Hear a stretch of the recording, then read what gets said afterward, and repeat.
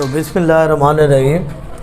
Today जो हमारा आज का लेक्चर है वो चैप्टर नंबर 7 जो हम इलेक्ट्रोकेमिस्ट्री पढ़ रहे थे उसका topic oxidation state and rule for assigning oxidation state. यानी सबसे पहले हमने ये पढ़ना है कि ऑक्सीडेशन क्या होती है और फिर इसके रूल्स को पढ़ना है कि इनके जो रूल्स हैं वो कौन कौन से हैं, उनको हम स्टडी करेंगे। सबसे पहले जो ऑक्सीडेशन की डेफिनेशन है वो क्या है कि apparent charge assigned to atom in a molecule. यानी कि एक मॉलिक्यूल, ये जैसे कि हमारे पास ये पूरा मॉलिक्यूल है, ये इस मॉलिक्यूल के ऊपर ये जो हमारे पास हैं ये एटम्स हैं, एक ये हाइड्रोजन और एक क्लोरीन, ये एटम्स हैं, किसी एटम के एलिमेंट्स हैं। अब इस एलिमेंट के ऊपर जो प्लस या माइनस का चार्ज आना होता है, इस प्लस और माइनस चार्ज को हम कहते हैं ऑक्सीडेशन स्टेट। अब ये जो होते हैं प्लस या माइनस चार्ज, ये टॉप राइट कॉर्नर के ऊपर आते हैं। जैसे कि सोडियम के केस में देखें तो सोडियम पे +1 और क्लोराइड के केस में -1। इसी तरीके से हाइड्रोजन के ऊपर +1 और क्लोराइड के ऊपर -1। ये जो चार्ज का आ जाना होता है इसको हम क्या कहते हैं, ऑक्सीडेशन स्टेट कहते हैं। अब ये मॉलिक्यूल जो होते हैं ये ऑक्सीडेशन स्टेट क्यों लेते हैं, क्यों शो करते हैं, वो इसलिए ताकि ये मॉलिक्यूल अपने आप को क्या कर सकें, स्टेबल कर सकें। तो स्टेबल करने के लिए ये इलेक्ट्रॉन ट्रांसफ़र करते हैं, यानी एक इलेक्ट्रॉन दे रहा होता है और दूसरा इलेक्ट्रॉन ले रहा होता है। अब हम इसके रूल्स की तरफ आते हैं। तो पहला रूल क्या है कि तमाम एलिमेंट जो फ्री स्टेट के अंदर होते हैं वो ज़ीरो शो करते हैं।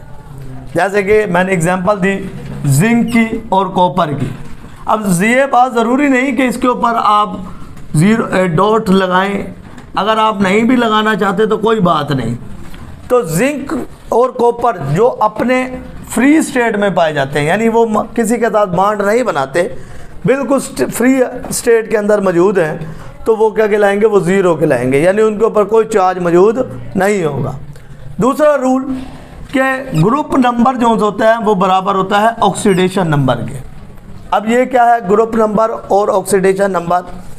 जैसे कि हम एक पीरियोडिक टेबल बनाते हैं, ये देखें ये हमारा एक पीरियोडिक टेबल है। अब इस पीरियोडिक टेबल के अंदर आपको जैसे पता है कि ये जो पीरियोडिक टेबल होता है उसमें ऊपर से नीचे वो क्या होते हैं, ग्रुप्स होते हैं, और राइट्स जो दाएं से बाएं जानिब होते हैं वो पीरियड होते हैं ऐसे। और इन ग्रुप्स के जो होते हैं वो डिफरेंट नेम्स होते हैं।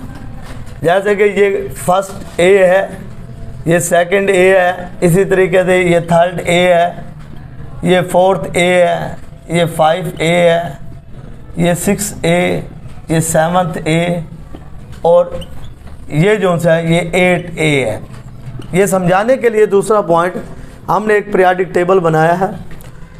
इस पीरियोडिक टेबल के अंदर ये जो से होते हैं, मैंने अभी आपको बताया, जो ऊपर से नीचे की जानिब आ रहे होते हैं उनको हम किसका नाम देते हैं, ग्रुप्स का नाम देते हैं।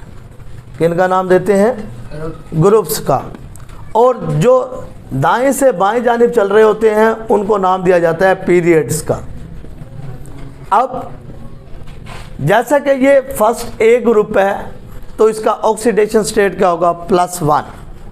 इसी तरीके से ये सेकंड ए है तो इसका ऑक्सीडेशन स्टेट क्या होगा, +2। अब ये जो होता है 8 ग्रुप, इसको हम कहते हैं ज़ीरो ग्रुप। ज़ीरो ग्रुप क्यों कहते हैं, क्योंकि ये नोबल गैसेस वाला ग्रुप होता है, नोबल गैसेस का ग्रुप होता है।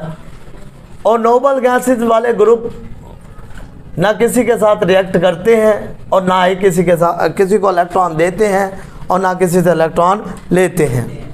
ठीक है, यानी कि ये ना किसी को इलेक्ट्रॉन देते हैं और ना ही किसी को इलेक्ट्रॉन जो होते हैं वो लेते हैं। तो हम जो है ये जो 5A, 6A और 7A वाले ग्रुप होते हैं, इनको हम कहते हैं मोर इलेक्ट्रोनेगेटिव ग्रुप। कौन सा ग्रुप कहते हैं? मोर इलेक्ट्रोनेगेटिव ग्रुप कहा जाता है। मोर इलेक्ट्रोनेगेटिव क्यों कहते हैं? क्योंकि जो इनकी वैलेंसी होती है वो माइनस में आती है। इनकी वैलेंसी कैसे किस में आती है? माइनस में। जैसे कि ये -3, -2, -1, इनकी वैलेंसी माइनस में होती है, जिसकी वजह से इसे हम क्या कहते हैं? इसको मोर इलेक्ट्रोनेगेटिव ग्रुप कहते हैं। अब उसके बाद हमारे पास जो तीसरा है वो है ऑक्सीडेशन नंबर जो हाइड्रोजन का होता है वो होता है +1। जैसे कि हमने एग्जांपल ली HCl की।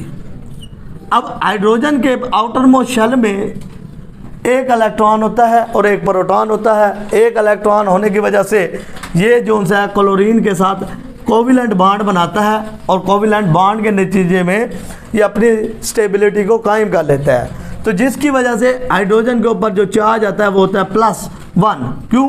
क्योंकि इसके वैलेंस शेल में एक इलेक्ट्रॉन मौजूद होता है। और क्लोरीन क्योंकि इसके आउटर मोस्ट शेल में 7 इलेक्ट्रॉन होते हैं। इसे स्टेबिलिटी कायम करने के लिए क्या करना पड़ेगा?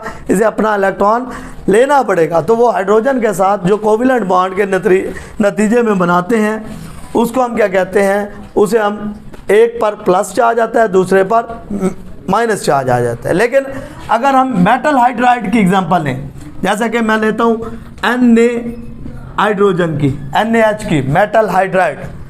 अब उसमें देखें सोडियम क्योंकि अपना एक इलेक्ट्रॉन लूज कर रहा है, क्योंकि उसके आउटर में शेल में एक इलेक्ट्रॉन, वैलेंस शेल में आखिरी इलेक्ट्रॉन जो होता है वो एक होता है, वो लूज कर रहा है। और जो हाइड्रोजन है वो अपना एक इलेक्ट्रॉन जो है ना वो इस सोडियम से एक इलेक्ट्रॉन ले रहा है, जिसकी वजह से इसके ऊपर अब कौन सा चार्ज आएगा? माइनस का आएगा। तो यानी ये एक्सेप्शनल केस है जिसमें जो मेटल हाइड्राइड के केस में हाइड्रोजन जो होता है वो -1 चार्ज शो करता है, बाकी सब में जो होता है हाइड्रोजन जो होता है वो प्लस चार्ज शो करता है। दूसरा नंबर 4 पॉइंट, ऑक्सीडेशन नंबर जो ऑक्सीजन का होता है वो -2 होता है। यानी ऑक्सीजन जिसके साथ भी रिएक्ट करता है वो किस फॉर्म में रिएक्ट करता है? -2 की फॉर्म में। जैसे मैं एग्जांपल लेता हूँ वाटर की। अब वाटर के अंदर देखा जाए तो H2O है। अब देखें हाइड्रोजन के ऊपर चार्ज है +1, ठीक है। अब ये दो इसके साथ मल्टीप्लाई हो रहा है, ये अब क्या बनेगा? ये बन जाएगा हमारे पास +2 चार्ज। और ऑक्सीजन के ऊपर अभी हमने कहा कि ऑक्सीजन के ऊपर चार्ज होता है -2, तो प्लस माइनस एक दूसरे को कैंसल आउट कर देंगे, तो हमारे पास जो होता है कंपाउंड जो होगा वो न्यूट्रल आएगा। ये देखें अब हमारे पास जो मॉलिक्यूल बना वो न्यूट्रल बना। बात समझ आ गई। लेकिन परऑक्साइड के केस में देखते हैं, जैसे कि परऑक्साइड मैं एग्जांपल लेता हूँ परऑक्साइड की, वो एग्जांपल है हाइड्रोजन परऑक्साइड। अब देखें हाइड्रोजन परऑक्साइड के अंदर क्या होता है कि हाइड्रोजन के ऊपर कौन सा चार्ज है? +1, ठीक है। और ऑक्सीजन के ऊपर कौन सा चार्ज होगा? -1। मैंने यहाँ पे लिखा भी है कि ये ऑक्सीजन के ऊपर कौन सा चार्ज होता है? -1। अब यानी परऑक्साइड में अब ये 2 के साथ मल्टीप्लाई हुआ तो ये आ जाएगा +2, और यहाँ पर मल्टीप्लाई हुआ तो ये 2 आ जाएगा। अब देखो ये आ जाएगा, ये हमारे पास प्लस माइनस एक दूसरे को कैंसल आउट कर देंगे, और माइनस कैंसल आउट करने की वजह से इसके ऊपर होल चार्ज क्या आ जाएगा? वो हमारे पास आ जाएगा जो सा है वो न्यूट्रल हो जाएगा। यानी यहाँ पर भी हम देखें तो हमने कंपाउंड को क्या कर दिया? न्यूट्रल कर दिया। यहाँ पर देखें तो मैंने कंपाउंड को आपको न्यूट्रल करके दिखाया है। इसी तरीके से सुपर ऑक्साइड की एग्जांपल, जैसे कि मैं एग्जांपल लेता हूँ सुपर ऑक्साइड की, हमारे पास है OF2 की। अब OF2 में देखें कि जो हाइड्रोजन होता है अब ये प्लस चार्ज शो कर रहा है, +2 चार्ज, और फ्लोराइड के ऊपर माइनस चार्ज होता है क्योंकि ये फ्लोरीन इसके साथ 2 फ्लोरीन रिएक्ट कर रहे हैं तो ये मल्टीप्लाई बाय 2 हो जाएगा। अब देखें ऑक्सीजन के ऊपर +2 और फ्लोराइड के ऊपर क्या आ जाएगा? -2। ये दोनों एक दूसरे को कैंसल आउट कर देंगे तो होल चार्ज जो होगा वो हमारे पास क्या आ जाएगा? न्यूट्रल हो जाएगा। अब यहाँ पर ये पूरा चार्ज क्या हो जाएगा? न्यूट्रल हो जाएगा।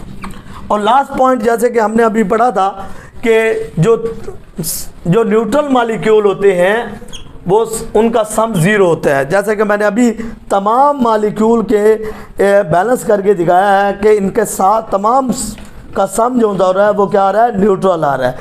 जैसे कि मैंने एग्जांपल ली है H2O की एग्जांपल ली है, ऐसे हाइड्रोजन परऑक्साइड की एग्जांपल ली है, ऐसे OF2 की एग्जांपल ली है। इस तमाम में मैंने रिज़ल्ट जो निकाला है वो न्यूट्रल निकाला है। वो न्यूट्रल क्यों निकाला है कि इसके एक के ऊपर प्लस चार्ज माइनस चार्ज है, तो किसी के कंपाउंड या मॉलिक्यूल को स्टेबल करने के लिए दोनों की ऑक्सीडेशन स्टेट का इक्वल होना बहुत ज़रूरी होता है। ओके, शुक्रिया।